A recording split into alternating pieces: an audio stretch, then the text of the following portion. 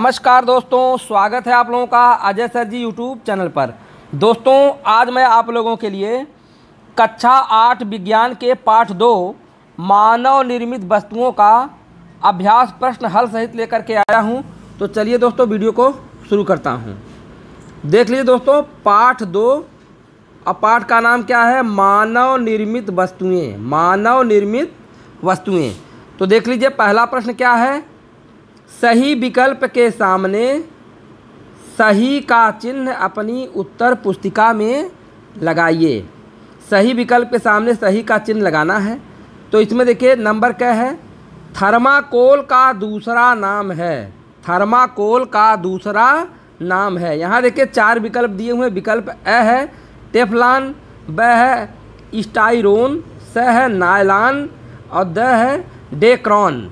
तो इनमें आपका विकल्प ब सही होता है स्टाइरोन।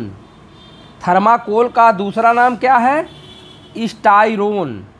इसके बाद आप आ जाइए दूसरे प्रश्न पे। यहाँ देखिए अगला प्रश्न है पौधों का मुख्य पोषक तत्व है। पौधों का मुख्य पोषक तत्व है। 4 विकल्प हैं। विकल्प अ कह रहा है गंधक, ब है ऑक्सीजन, स है नाइट्रोजन और द है कार्बन। तो इसमें आपका स विकल्प सही होता है नाइट्रोजन। पौधों का मुख्य पोषक तत्व क्या है? नाइट्रोजन है। इसके बाद अगला प्रश्न फेरिक ऑक्साइड मिलाने से निर्मित कांच होता है। विकल्प अ हरा, ब हल्का नीला और स पीला और द बैगनी। तो इसका विकल्प ब सही हो जाएगा हल्का नीला। अर्थात फेरिक ऑक्साइड मिलाने से निर्मित कांच होता है हल्का नीला। इसके बाद आप आ जाइए अगले प्रश्न पे। प्रश्न कह रहा है खिड़कियों में प्रयोग किया जाता है। खिड़कियों में प्रयोग किया जाता है। विकल्प अ कठोर कांच, ब फोटो क्रोमेटिक कांच और स फ्लिंट कांच और द साधारण या मृदु कांच।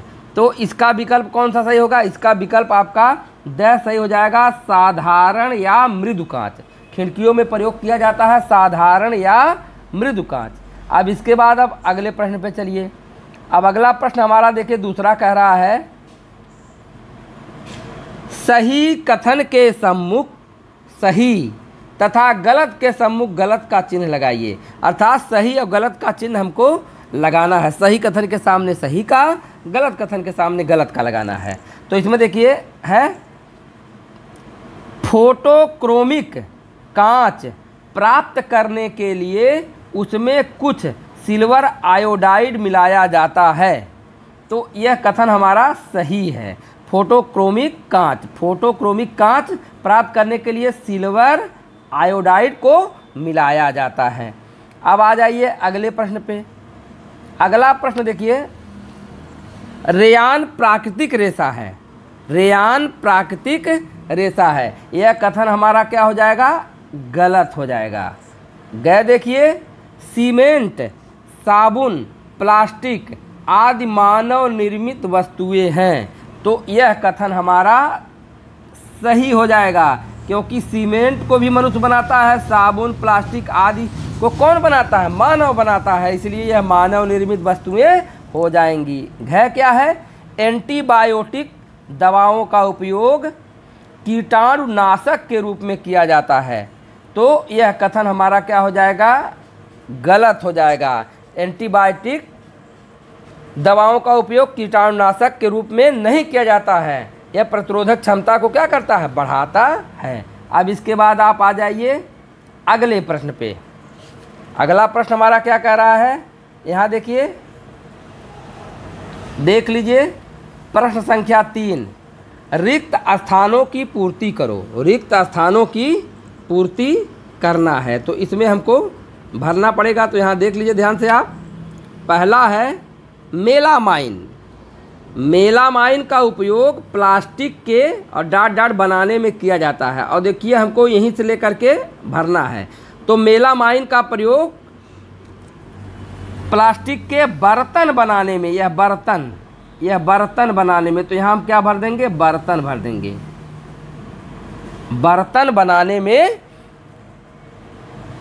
किया जाता है। इसके बाद ख वाला देखिए क्या है, सूत रेशम ऊन रेशे हैं, सूत रेशम ऊन रेशे हैं।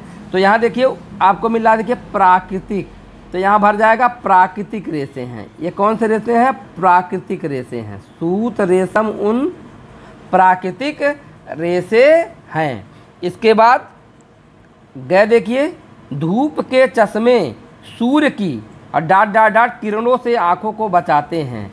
तो सूर्य की ये देखिए पराबैंगनी किरणों, यहाँ भरा जाएगा पराबैंगनी, अल्ट्रावायलेट, पराबैंगनी किरणों से आँखों को बचाते हैं। इसके बाद है देखिए, सोडियम हाइड्रोक्साइड और वनस्पति तेल की क्रिया से डाट डाट डाट प्राप्त किया जाता है। तो क्या प्राप्त किया जाता है, यहाँ देखिए साबुन, तो यहाँ भरा जाएगा साबुन प्राप्त किया जाता है। क्या प्राप्त किया जाता है, साबुन प्राप्त किया जाता है। अब इसके बाद एक और है, ये अंगम वाला देख लीजिए क्या है, डाट डाट डाट रेशों से बने कपड़े अधिक टिकाऊ और सस्ते होते हैं। तो यहाँ देखिए ऊपर आपको दिखाई दे रहा होगा, यहाँ देख लीजिए संश्लेषित, इसमें क्या भरा जाएगा, संश्लेषित, संश्लेषित भरा जाएगा। संश्लेषित रेशों से बने कपड़े अधिक टिकाऊ और सस्ते होते हैं। अब आ जाइए अगले प्रश्न पे। तो आगे देखिए, चौथा प्रश्न है, संक्षेप में इसका उत्तर देना है। तो इसमें देख लीजिए प्रश्न 4 का क्या क्या कह रहा है, प्राकृतिक एवं मानव निर्मित वस्तुओं से क्या समझते हैं। तो यहाँ देख लीजिए उत्तर में प्राकृतिक वस्तुओं पर बताया गया है कि प्रकृति द्वारा प्रदत्त वस्तुओं को, यहाँ देखिए प्राकृतिक, गलत हो गया, लिखा है यहाँ प्राकृतिक, यहाँ देखिए क्या लिखा जाएगा, प्राकृतिक, ध्यान समझिएगा। प्राकृतिक एवं मानव निर्मित वस्तुओं से क्या समझते हैं। तो देखिए प्रकृति द्वारा प्रदत्त वस्तुओं को प्राकृतिक निर्मित वस्तुएं कहते हैं। ठीक है, प्रकृति द्वारा प्रदत्त वस्तुओं को प्राकृतिक निर्मित वस्तुएं कहते हैं। जैसे नदी, पहाड़, जल, जीव जंतु, खनिज, मिट्टी, इस सब को किसने बनाया है, प्रकृति ने बनाया है। तो इसलिए यह प्राकृतिक वस्तुएं हो गई। अब इसके बाद तथा जो वस्तुएं मनुष्य द्वारा निर्मित की जाती हैं मानव निर्मित वस्तुएं कहलाती हैं। अर्थात जिन वस्तुओं को मनुष्य निर्मित करता है वह मानव निर्मित वस्तुएं कहलाती हैं। जैसे आपका हो जाएगा कुर्सी, मेज, साइकिल, खिलौना, कपड़ा आदि। तो आप समझ गए, प्रकृति द्वारा जो निर्मित वस्तुएं होती हैं प्राकृतिक वस्तुएं, जैसे नदी, पहाड़, जल, जीव जंतु, खनिज, मिट्टी, और मनुष्य द्वारा बनाई गई वस्तुएं को मानव निर्मित वस्तुएं कहते हैं, जैसे कुर्सी, मेज, साइकिल, खिलौना, कपड़ा आदि। ठीक है, अब आइए अगले प्रश्न पे। 4 का ख देखिए, किन्हीं 4 प्रकार के कांच का नाम लिखिए। किन्हीं 4 प्रकार के कांच का नाम लिखना है। तो इसमें देखिए नंबर 1 है आपका साधारण या मृदु कांच, नंबर 2 है कठोर कांच, और नंबर 3 है फ्लिंट या प्रकाशीय कांच, और नंबर 4 है फोटोक्रोमिक कांच। एक बार फिर सुन लीजिए, साधारण या मृदु कांच, कठोर कांच, फ्लिंट या प्रकाशीय कांच और फोटोक्रोमिक कांच। अगले प्रश्न पे आइए। अगला प्रश्न क्या है, पॉलीथीन, टेफ्लॉन, एक्रिलिक तथा बेकेलाइट के एक एक उदाहरण लिखिए। देखिए पॉलीथीन का उपयोग थैली बनाने में, टेफ्लॉन का उपयोग नॉन स्टिक बर्तन पर उष्मारोधी परत चढ़ाने में, एक्रिलिक का उपयोग कार एवं ट्रकों की खिड़कियों में तथा बेकेलाइट का उपयोग बिजली के प्लग एवं स्विच बनाने में किया जाता है। आइए अगले प्रश्न पे। अगला प्रश्न कह रहा है साबुन और अपमार्जक में क्या अंतर है। तो देखिए 2 कॉलम है, एक में साबुन है दूसरे में अपमार्जक है। तो साबुन में देखिए नंबर 1, यह सोडियम तथा पोटेशियम हाइड्रोक्साइड तथा वनस्पति तेल की पारस्परिक क्रिया द्वारा बनाया जाता है। अपमार्जक में क्या है, यह पेट्रोलियम तथा हाइड्रोकार्बन से बनते हैं। अब अगला अंतर देख लीजिए क्या है, साबुन में यह पानी में आसानी से नहीं घुलते, अपमार्जक देखिए यह जल में सरलता से घुल जाते हैं। साबुन में नंबर 3, यह कठोर जल के साथ कम झाग देते हैं। अपमार्जक में यह कठोर जल के साथ अधिक झाग देते हैं। अर्थात साबुन की अपेक्षाकृत अपमार्जक जो है कठोर जल में अधिक झाग देता है। अब आ जाइए प्रश्न संख्या 5 पे। अब प्रश्न संख्या 5 देखिए क्या कह रहा है। स्तंभ क और स्तंभ ख की सहायता से पूरा करना, अर्थात उसको मिलान कराना है। तो मिलान कराना है दोस्तों, तो चलिए इसको मिलाते हैं। तो इसको मैं थोड़ा छोटा कर दूं जिससे कि सब आपको दिखाई दे। तो अब यहाँ देखिए आपको अब मिलान कराने में आसानी हो जाएगी। यहाँ देखिए समूह क स्तंभ क को स्तंभ ख से मिलाना है। यहाँ देखिए क वाला देखिए क्या है, मनुष्य अथवा मशीनों द्वारा तैयार की गई वस्तुएं। और यहाँ देखिए समूह स्तंभ ख में देखिए मानव निर्मित हो जाएगा। मनुष्य तथा मशीनों द्वारा तैयार की गई वस्तुएं क्या कहलाती हैं? मानव निर्मित वस्तुएं कहलाती हैं। ठीक है। अब आ जाइए ख वाला, मकान बनाने में। देखिए मकान बनाने में यहाँ देख लीजिए आप नीचे, यहाँ देख लीजिए इसको द वाला देखिए, ईंट, सीमेंट, सरिया आदि का उपयोग किया जाता है। इसके बाद ग वाला देख लीजिए, ख तो हो गया। ग वाला देखिए सीमेंट के नए प्लास्टर पर, देखिए नए प्लास्टर पे देखिए यहाँ देखिए पानी का छिड़काव आवश्यक होता है। अगर नहीं पानी का छिड़काव करेंगे तो प्लास्टर पकड़ेगा नहीं, धीरे धीरे वह उचर जाएगा। इसके बाद देखिए क्या है, घ देखिए क्या है, रेयान रेशों का। रेयान रेशों का क्या है? रेयान रेशों को अब यहाँ देखिए स में लगा देंगे, कृत्रिम रेशा भी कहा जाता है। रेयान रेशा को क्या कहा जाता है? कृत्रिम रेशा भी कहा जाता है। अब आ जाइए दोस्तों, यहाँ देखिए अभी देख लीजिए दोस्तों, यहाँ 4 का 2 ठो छूट गया था तो उसको भी यहाँ कवर किया गया है। 4 का अंग मृतिका क्या है? मृतिका यहाँ देख लीजिए क्या है, कह रहा मृतिका क्या है। तो इसको देख लीजिए एक बार ध्यान से, मृतिका के बारे में बताया गया है। गूंथी हुई चिकनी मिट्टी से चाक द्वारा पहले कच्चे बर्तन बनाए जाते हैं, फिर उन्हें उच्च ताप पर भट्टी में पकाया जाता है। पके हुए इन बर्तनों को ही मृतिका कहते हैं। पके हुए बर्तनों को क्या कहते हैं? मृतिका कहते हैं। एक बार फिर सुनिए, गूंथी हुई चिकनी मिट्टी से चाक द्वारा पहले कच्चे बर्तन बनाए जाते हैं, फिर उन्हें उच्च ताप पर भट्टी में पकाया जाता है। पके हुए इन बर्तनों को ही मृतिका कहा जाता है। दोस्तों आप लोगों से एक निवेदन है कि अगर वीडियो को आप लोग लाइक नहीं किए हैं दोस्तों, वीडियो को लाइक कर लीजिए। डिस्क्रिप्शन में लिंक मिलेगा जहां आपको कक्षा 8 के विज्ञान के सभी पाठ का अभ्यास प्रश्न हल सहित देखने को मिल जाएगा। तो आप अगला प्रश्न देखिए, 4 का च, संश्लेषित रेशे क्या हैं? संश्लेषित रेशे क्या हैं? तो आंसर देख लीजिए, मानव निर्मित रेशे जो प्राकृतिक रेशों के स्थान पर प्रयोग किए जाते हैं संश्लेषित रेशे कहलाते हैं।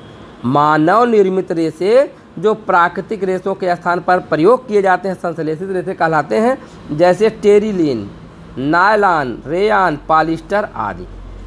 अब आ जाइए 6वें प्रश्न में। 6वां कह रहा है कि निम्नलिखित प्रश्नों के उत्तर दीजिए। तो इसमें 6 का क देख लीजिए क्या है, भूमि में पोषक तत्वों की पूर्ति के लिए कौन कौन से उपाय किए जा सकते हैं?